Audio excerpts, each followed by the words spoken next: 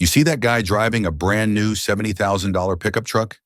He probably makes less money than you do, yet he's driving that while you're thinking twice before ordering a pizza. How is that possible? Stay until the end, because what I'm about to reveal will completely change how you see money. I'm Chris Cash, and on this channel, I break down the financial traps everyone falls into without even realizing it.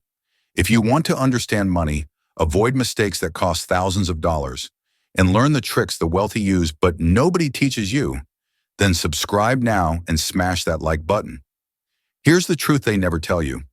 The average car payment in 2025 has crossed $750 per month. $750 every single month for a normal car. And for SUVs and pickup trucks, we're talking $900, $1,000, sometimes $1,200 per month. That's literally more than rent in some cities. Let me give you perspective. $1,200 per month is $14,400 per year, just for your car, not counting gas, insurance, or maintenance, just the payment. But here's where it gets crazy. These people making these insane payments, they're not rich. They're nurses working night shifts, teachers grading papers until midnight, mechanics, office workers, people with average salaries and the same money problems as you and me. So how do they do it? The answer will make you angry because it's a system specifically designed to trap you. There's an invisible system designed to make you believe you can afford something you absolutely cannot afford, and you're probably already falling for it. Let me show you the first trap: extended loans. Remember when car loans lasted 3 years, maybe 4? Those days are dead. Today, car loans stretch over 6, 7, 8 years like it's normal. Some dealers now offer 10-year loans. 10 years for a car that'll start breaking down after 5. Here's how the math works. That $60,000 truck, if you finance it over 4 years at 6% interest, your monthly payment would be about $1,500 per month. Impossible, right? Now watch what happens when the salesman says, "What if we spread it over 8 years?" Suddenly, your payment drops to $900 per month. That seems reasonable. But here's what they never tell you. That $900 payment over 8 years, you'll end up paying $86,400 total for a $60,000 truck. You just paid $14,000 extra just to have a lower monthly payment. That's a down payment on a house you just threw away. And it gets worse. Cars depreciate fast. In 5 years, you'll still owe $40,000, but your truck is only worth $25,000. You're trapped underwater, owing $15,000 more than it's worth. You can't sell or trade without writing a check just to get free.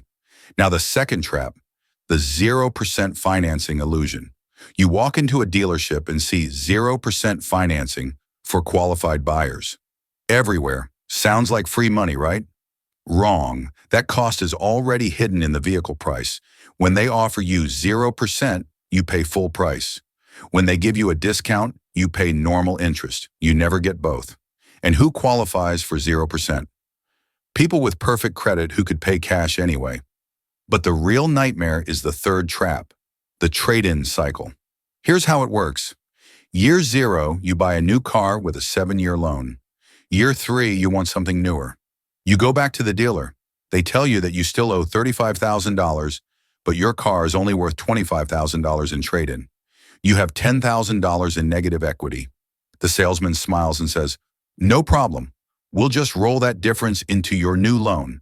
They take that $10,000 you owe on your old car and add it to your new $50,000 SUV. Now you're financing $60,000. You're paying for a car you don't even own anymore. Some people have $20,000, $30,000 in negative equity rolled into their loans, paying for ghost cars they don't even have. Now you might wonder why people fall for these obvious traps. Here's the truth. The auto industry doesn't sell cars anymore. It sells your identity. That truck commercial showing a guy driving through mountains, it's not selling transportation. It's selling you a story that if you buy this truck, you're proving you're successful, reliable, a hard worker, and it works on an unconscious level. Think about this. If someone spends $1,200 a month on coffee, you'd call an intervention.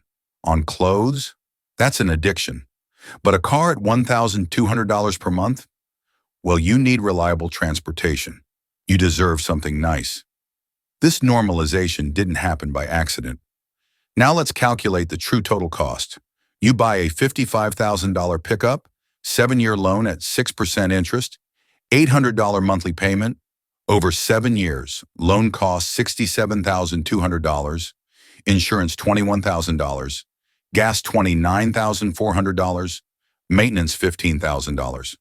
Total $132,600, and in 7 years your truck is worth maybe $15,000. You paid $132,600 to end up with a $15,000 asset. This isn't an investment. This is wealth destruction with leather seats. But here's what really hurts. If you had invested that $800 per month in a simple index fund at 8% annually, after 7 years, you'd have over $82,000 in cash instead of a used truck worth $15,000. So how do people really afford these payments? They don't. They sacrifice everything else. I've seen people move into smaller apartments just to keep their truck payment, eat ramen every day, take second jobs driving Uber just to pay for the truck they're using to drive Uber. Some drain their retirement accounts, max out credit cards for maintenance, even take loans against their house to cover negative equity. These same people often don't have emergency funds, retirement savings, life insurance, or any financial cushion whatsoever.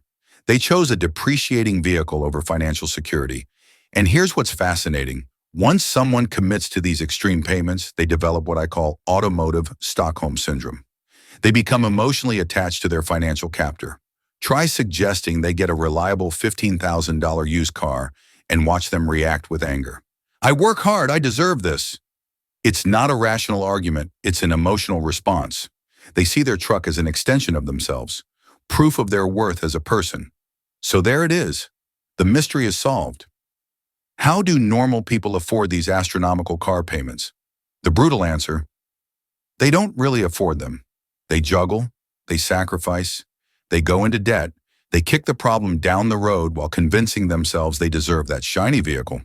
The next time you see your neighbor driving that $75,000 pickup, remember he's probably eating cheap sandwiches for lunch because all his money goes to that payment.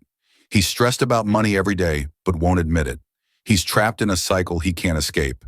And maybe your reliable paid-off used car doesn't look so bad after all. Maybe not having a $900 car payment is actually the real luxury. Maybe financial freedom is worth more than leather seats. Real wealth isn't what you drive. It's how much you save. It's your ability to sleep at night without financial stress. It's the freedom to pursue your passions instead of being a slave to a payment. If this video opened your eyes, subscribe to this channel right now and turn on notifications. Next week, I'm showing you how banks use credit cards to psychologically manipulate you into spending 40% more. You'll never look at your wallet the same way. Smash that like button for more tips to save money, understand how money really works, and avoid the financial mistakes almost everyone makes. Remember, information is power. Now that you know the truth about car payments, you have the power to make better decisions than 90% of people around you. I'm Chris Cash, and I'll see you in the next video where we continue demolishing the financial myths keeping you broke.